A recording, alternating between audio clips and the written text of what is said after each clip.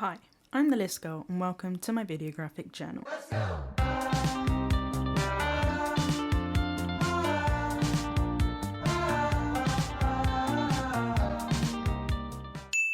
Initially, when people think about autism, they tend to think about the struggles that come with having autism.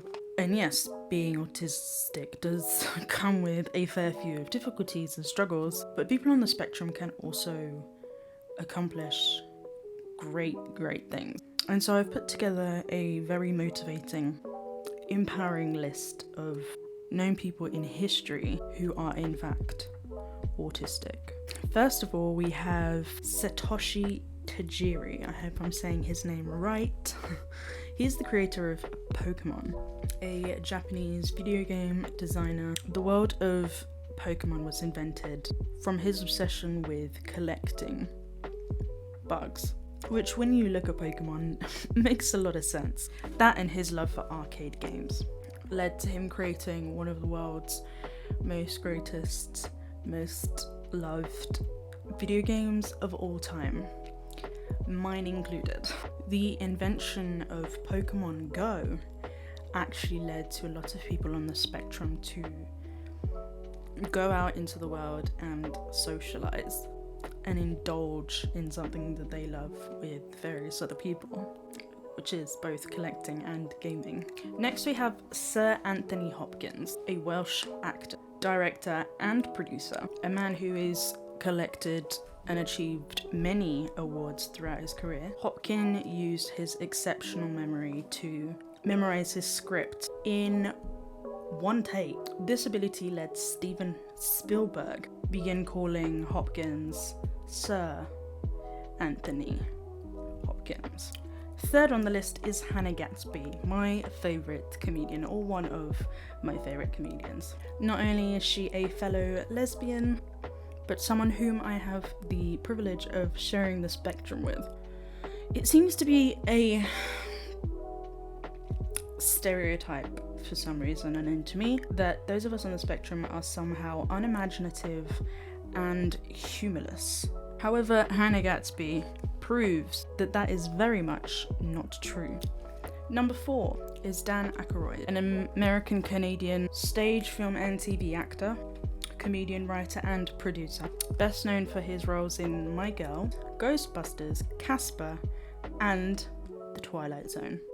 He himself has said that it was actually his creativity that helped get him as far as he did in his career, and in some ways as well his special interest in the paranormal as well as law enforcement, which led him to several roles. He said, "One of my symptoms included my obsession with ghosts and law enforcement.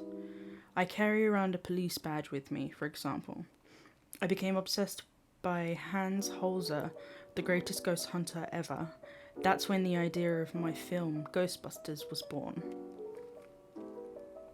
Incredible. Next, there's Billy West, a voice actor who has played in several of our childhood favourites, such as Philip J. Fry from Futurama, Bugs Bunny in the original Space Jam, Stimpy from the Ren and Stimpy show, Corky Shimatsu in Adventures of a Jimmy Neutron. He was able to take part in these roles because of his special interest, voice acting and voice replication.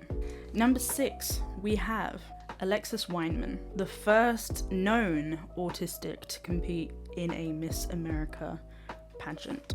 She was then nominated Miss Montana in 2012 and also won America's Choice Award at the Miss America 2013 pageant. Next up is Donald Triplett, known as Case 1. He was the first to ever be officially diagnosed with autism. It was his social difficulty, his special interests, and his impressive ability of memorization that caused him to be institutionalized in 1937. Being rightfully withdrawn a year later, Triplett began seeing a psychiatrist named Leo Kanner, whom in 1943 published a paper called Autistic Disturbances of Affective Contact, and it expressed the basic symptoms of autism.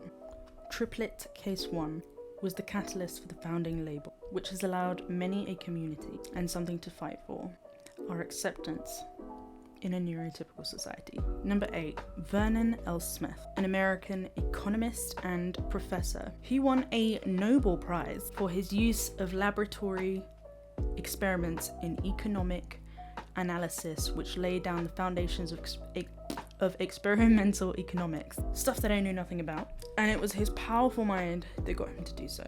He said, "I think it's different kinds of minds and the recognition that certain mental deficiencies may actually have some selective advantages in terms of activities.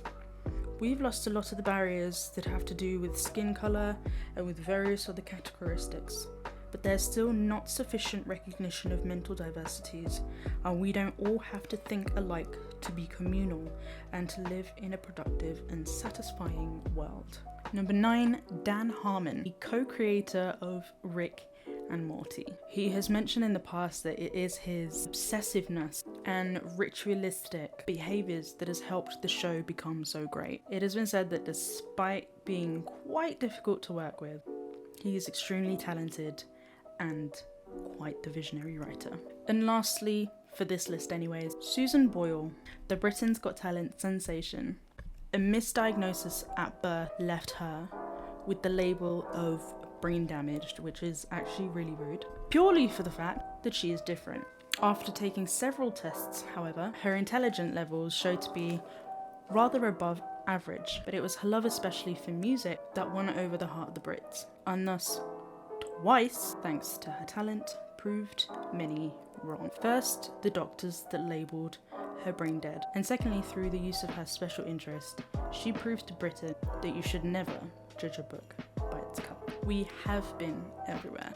We continue to be everywhere, and we will continue to achieve great things. Autism is constantly both a nuisance and a blessing, but with the correct support and with the same opportunities that is given to neurotypicals, we can inspire, we can achieve, and we can change history. And if you don't believe me, here's a list of many other names I did not discuss.